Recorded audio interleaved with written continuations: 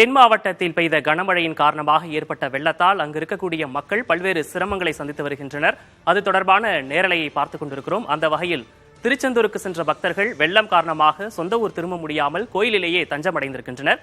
மின்சார விநியோகமின்றி தனி தீவாக அந்த பகுதி காட்சியளிக்கிறது. களத்திலிருந்து செய்தியாளர் முத்துப்பழம்பதியும் இணைந்திருக்கிறார். முத்துப்பழம்பதி, காணும் இடமெல்லாம் வெள்ளம், மின்சாரம் இல்ல, அங்க இருக்கக்கூடிய மக்களுக்கு அத்தியாவசிய தேவை என்பது நிச்சயமாக இந்த தருணத்தில் தேவைப்படுகிறது. உணவு உள்ளிட்ட அந்த அத்தியாவசிய பொருட்கள் அவங்களுக்கு கிடைக்குதா? என்ன சொல்றாங்க?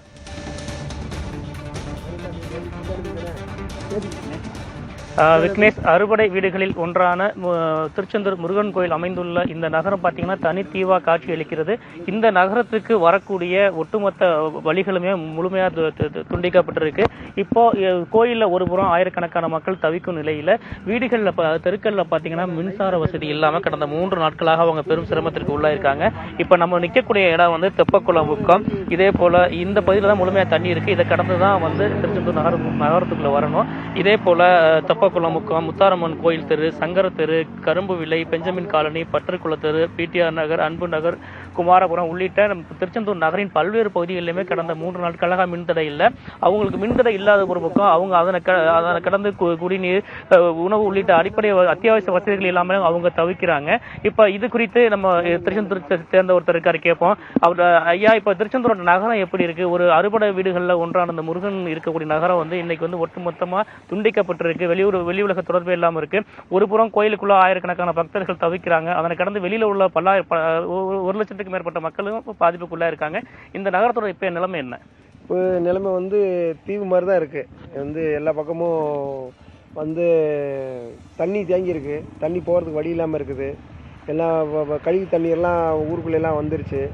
வந்து பின்பக்கம், அதாவது திருச்செந்தூரில் முத்தாரம்மன் கோயில் தெருக்கு பின்னாடி கரம்பாவலை, தோப்பூர் அந்த பக்கத்துலலாம் தண்ணி ரொம்ப தேங்கி இருக்கிறதுனால யாராலையும் எங்கேயும் போக முடியல.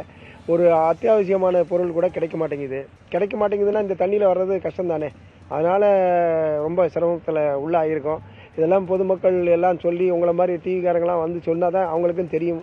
அந்த அளவுக்கு இப்போ சூழ்நிலைகள் இருக்கு. இல்ல, மின்சாரம், குடிநீர் உள்ளிட்ட எந்த அடிப்படை வசதியுமே இந்த 3 நாட்கள் இந்த மக்களுக்கு இல்லையா? எவ்வளவு மக்கள் இந்த நகரத்தில் வசிக்கிறாங்க? இங்கே 1,40,000 பேர் வசிக்கிறாங்க சார்.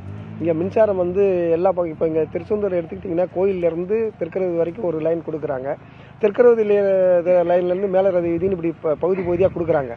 இப்போ அது மட்டும் இல்லாமல் எல்லா பக்கத்துலேயும் ஒயரெல்லாம் அந்து போய் இந்த மழையில் வந்து ஒயர் அந்து இருக்கிறதுனால எல்லா பக்கம் கரண்ட் பாஸ் ஆகிறதுனால பகுதியாக விட்டுட்டு இருக்காங்க. எந்த விதமான ஒரு டெலிஃபோன்லேருந்து வரக்கூடிய, அதாவது நெட்வொர்க் கிடைக்கல, கரண்ட்டுக்கு இல்லை, எல்லாமே மக்கள் ஓரளவுக்கு ரொம்ப தவிச்சிட்டு தான் இருக்காங்க. இது அதிகாரிகள்லாம் பார்த்து செஞ்சு கொடுத்தா ரொம்ப நல்லது. இப்போ இந்த மக்களோட பிரச்சனையை அரசோட கவனத்துக்கு கொண்டு செல்லத்தான் நாங்கள் புதிய தலைமுறை களத்துக்கு வந்திருக்கோம். இப்போ உங்களோட பிரதான கோரிக்கை என்னவா இருக்கு? அரசு உடனே இப்போ நாளை காலையிலேயே உடனே செய்ய வேண்டிய பிரச்சனைகள், உங்களுக்கு வேண்டுதல் என்னவா இருக்கு? இப்போ அத்தியாவசியமான பொருள், உணவுப் பொருள் கிடைக்கணும் இல்லையா? இப்போ இங்கே வந்து கரம்பாவளை அங்கெல்லாம் மக்கள் எல்லாம் ஒரு மண்டபத்தில் தூக்கி வச்சிருக்காங்க. இது தொண்டர், அதாவது எப்படின்னா தன்னார்வர்கள் தொண்டர்னு சொல்லுவாங்க இல்லையா, அவங்க தான் செஞ்சுட்டு இருக்காங்க. அதிகாரிகளோ கவர்மெண்ட்ல இருந்து யாரும் இன்ன வரைக்கும் வரல. ஏன் வரலங்கிறது எங்களுக்கு தெரியல. இது வந்து எல்லாரும் மக்கள் எல்லாம் பார்த்து அவங்களுக்கான அத்தியாவசியமான பொருள், உணவுப் பொருள், பால், ஒரு தண்ணி குடிக்கிறதுக்கு இந்த மாதிரி ஏதாவது பண்ணா ரொம்ப நல்லா இருக்கும்னு நாங்கள் நினைக்கிறோம். விக்னேஷ், இப்ப திருச்செந்தூர் மக்களோட கோரிக்கை அவர் சொல்லியிருக்காரு. நம்ம இந்த பக்கம் பாக்குற காட்சி பாத்தீங்கன்னா திருச்செந்தூர் நுழையிற வழி ஃபுல்லா தண்ணியா இருக்கு. இப்போ எதிர் திசையில பாருங்களேன், இதுதான் பிரதானமா திருச்செந்தூருக்கு நுழையிற பகுதி. எந்த ஒரு வீட்லயுமே கரண்ட் இல்ல, மின்சார வசதி இல்லை. இதே மாதிரி தான் 3 நாட்களாக இந்த மக்கள் வந்து வசித்து வர்றாங்க. பெரும் சிரமத்திற்கிடையே எல்லாம் வீட்டு வாசல்ல உட்கார்ந்துருக்காங்க. பெரிய துயரமா இருக்கு. மின்சாரம் கொடுக்கறதுலயும் சிக்கல் இருக்குன்னு சொல்றாங்க. பல்வேறு இடங்களையும் மின்கம்பம் சாய்ந்திருக்கு, மின் வேர்கள் ஒன்றோட பின் இருக்கு அப்படின்னு சொல்றாங்க.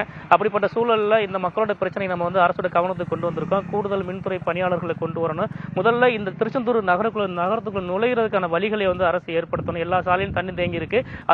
அதுக்கு ஒரு மாற்று ஏற்பாடு செஞ்சு வழிகளை அரசு ஏற்படுத்தணும். அதனை கடந்து வந்து மின் விநியோகத்துக்கு நடவடிக்கை எடுக்கணும். முதல்ல அத்தியாவசிய தேவைகளான உணவு, குடிநீர் உள்ளிட்ட மருத்துவ தட்டுப்பாடு பெரிய லெவலில் இருக்கு. இப்போ நம்ம நிற்கக்கூடிய நிலையில் கூட இந்த ஒரு ஆஸ்பத்திரி தண்ணிக்குள்ள மூழ்கி இருக்கு. அவ்வளவு மக்கள் அந்த ஆஸ்பத்திரிக்கு செல்ல முடியாம வந்து திரும்பி போறாங்க.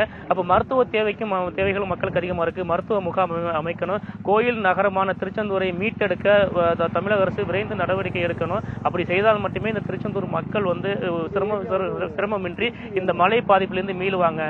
விக்னேஷ். திருச்செந்தூரை பொறுத்த வரைக்கும் தற்போது தனி தீவாக தான் காட்சியளிக்கிறது. மக்கள் என்ன மாதிரியான சிரமங்களை சந்திக்கிறாங்க, அவங்களுக்கு உடனடி தேவை என்பது அத்தியாவசிய பொருளா இருக்கு.